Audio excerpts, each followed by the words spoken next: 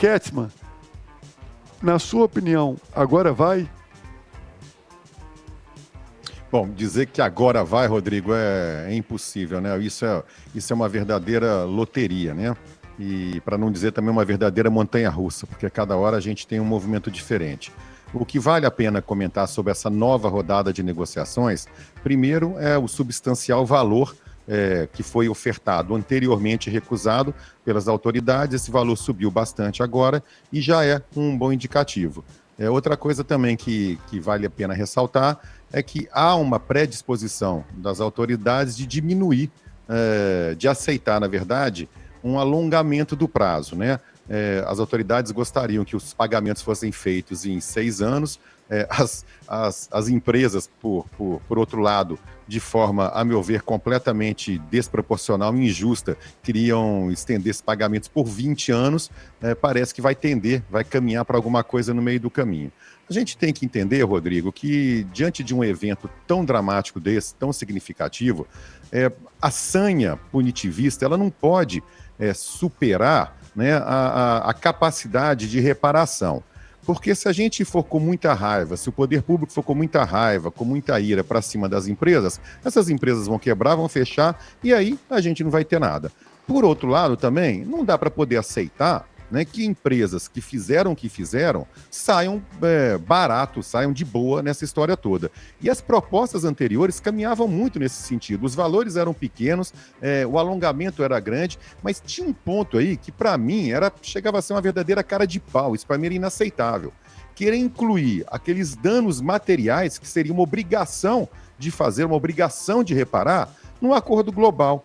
Ora, Rodrigo, se eu, Ricardo, pego o meu carro, invado a portaria da 98 e eu arrebento aquilo tudo e causa um prejuízo imenso à rádio, a rádio fica fora do ar, a rádio perde audiência, a rádio perde patrocinador, eu não vou nem falar de vítimas fatais, pelo amor de Deus. Não basta que eu vire para você e fale assim, não, Rodrigo, olha, dentro do acordo que a gente fizer aqui, tudo que eu gastar com os danos que eu causei, né, para poder recuperar o vidro, a portaria, vai estar incluído. Não, pô, essas coisas têm que ser excludentes. Uma coisa foi o que foi materialmente perdido, que é obrigação e não se discute. A outra são danos ambientais, são danos morais e tudo mais decorrentes disso. Então, eu acho que, finalmente, né, as mesas, né, as partes estão sentando à mesa, não no caso do Ministério Público, das autoridades, isso sempre ocorreu, mas as empresas finalmente começam a sentar à mesa com bons propósitos, realmente com vontade de acertar um acordo que seja justo para todo mundo. Augusto, eu vou colocar uma pimenta nessa discussão. Existe várias partes interessadas nesse acordo e uma fonte me passou uma informação falando que as coisas elas mudam de acordo com o governo. A gente sabe que no Brasil existe política e politicagem, né? Que é o pejorativo. Na época do governo Bolsonaro, existia um interesse de Bolsonaro e do governo Zema, assim como o Ministério Público sempre teve o interesse, de que se resolvesse e que esse novo valor que foi levantado fosse pago pela empresa. E aí a empresa já estava tentando empurrar um pouco mais, porque ela não tinha interesse. Já no governo agora, quando muda, então o Bolsonaro tinha um certo alinhamento com o Zema, então naturalmente eles enxergavam aí interesses mútuos, que era o interesse de Minas Gerais e naturalmente também o interesse da União. Ela tem uma parte a receber desse valor, porque ela também foi lesada e isso está contemplado nos valores deste acordo. Só que agora mudou-se o governo e essa fonte me fala que existe uma má vontade, possa existir uma má vontade do governo Lula em que esse acordo saia nessa velocidade da forma como está se desenhando. Afinal de contas, poderia fortalecer muito o governador Zema, seria um valor no qual ele teria acesso e poderia trazer aí uma série de medidas que favorecesse o estado de Minas Gerais. E com isso, em 2026, a disputa ficaria talvez mais acirrada. A gente está falando sobre questões que, de fato, não se comprovam, mas sim, existem indícios, fatos, onde existe uma visão de que para o governo federal agora não é tão interessante que Minas faça esse acordo.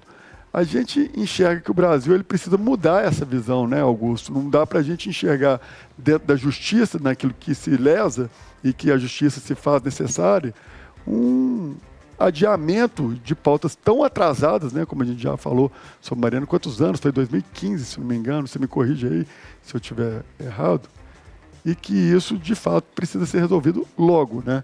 Mas, na sua opinião, Augusto, existe margem ainda para que os governos atrapalhem ou, né, de certa forma, criem algum tipo de situação para postergar eternamente esse prazo? Eu acho que aí, Rodrigo, tem duas questões. Essa questão que você colocou é essencialmente política. Eu não duvido dessa má vontade do governo Lula, nem que seja indiretamente, de promover qualquer coisa onde ele não tem aliados explícitos. O governo Lula, é preciso entender que é um governo que politiza tudo.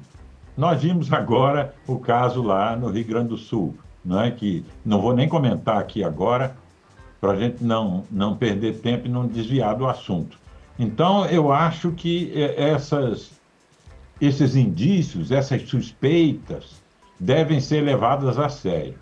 Agora, o caso das mineradoras, não só esse caso em específico, Mariana, e outros, tem que ser encarado de um ponto de vista geral.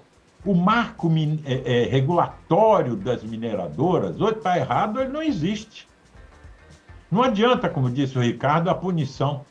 Esse marco regulatório tem que estar centrado em ações de segurança da população e prevenção, e não de compensação. É claro que compensação tem que haver, mas é uma sequência muito grande de acidentes, o que mostra que as autorizações para o funcionamento dessas empresas, elas são precárias e deficientes, não é?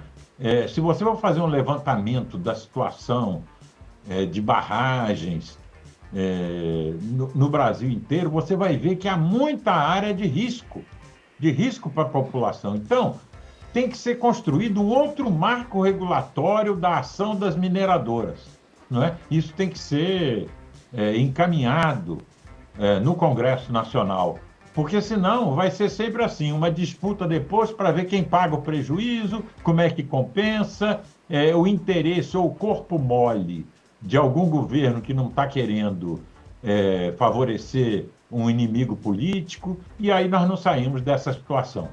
É isso aí. Rodrigo. Até para jogar para você essa bola, você lembra que a gente comentou no último programa aquela história do cinto de segurança, que a gente passou a usar porque, de fato, você recebe multa e pede carteira? E confabulando com o que o Augusto disse, um dos caminhos para que isso também ocorra é que a justiça se faça presente. E que com o pagamento dessas multas bilionárias, as mineradoras vão ter que pensar duas vezes antes de cometer qualquer tipo de infração, né? Olha, eu queria pegar, você tem toda a razão, eu queria pegar um gancho no comentário do Augusto. Eu entendi muito bem o que ele falou e concordo com ele a respeito de melhores e maiores regulações em âmbito federal, mas eu acho que vale a pena, nesse momento aqui, a gente enaltecer, Rodrigo, o trabalho do Ministério Público de Minas Gerais, do CAOMA, né? Dias atrás, eu tive o prazer, você também, a gente fez isso do estúdio, a gente entrevistou o procurador Carlos Eduardo e a secretária Marília do Meio Ambiente aqui de Minas Gerais, e os números que eles trouxeram para a gente a respeito de barragens, de segurança, de como que as leis ambientais em Minas estão caminhando, de toda a segurança que andam sendo implementadas em sociedade, né, em conjunto com as mineradoras responsáveis, porque a gente tem sempre que separar o joio do trigo, né? A mineração responsável, a mineração sustentável dessas minerações ilegais que tem por aí. Os números são amplamente favoráveis e eu acho que nesse aspecto Minas Gerais está muito à frente de vários outros estados. Muito bem, bem lembrado, e reforço, a gente também só tivemos essa oportunidade de ter esse trabalho após Mariana, e que se criou essa atualização da Lei Mar de Lama, onde deixou ainda mais rígida as licenças ambientais e as contrapartidas, e a forma como se faz barragens, que hoje não pode ser mais a montante, sim a seco, onde não traz aí nenhum tipo de risco, como ocorreu em Mariana e Brumadinho, e como bem o Augusto disse, ainda existem barragens em Minas Gerais que ainda não foram descomissionadas, que tem sim um trabalho para que elas sejam, mas que até então elas estão, algumas delas, em alguns níveis preocupantes. Esperamos que, de fato, não ocorra novamente, porque são barragens de minerações que já até acabaram e outras que ainda estão operando, porém, já era em cima de outro sistema.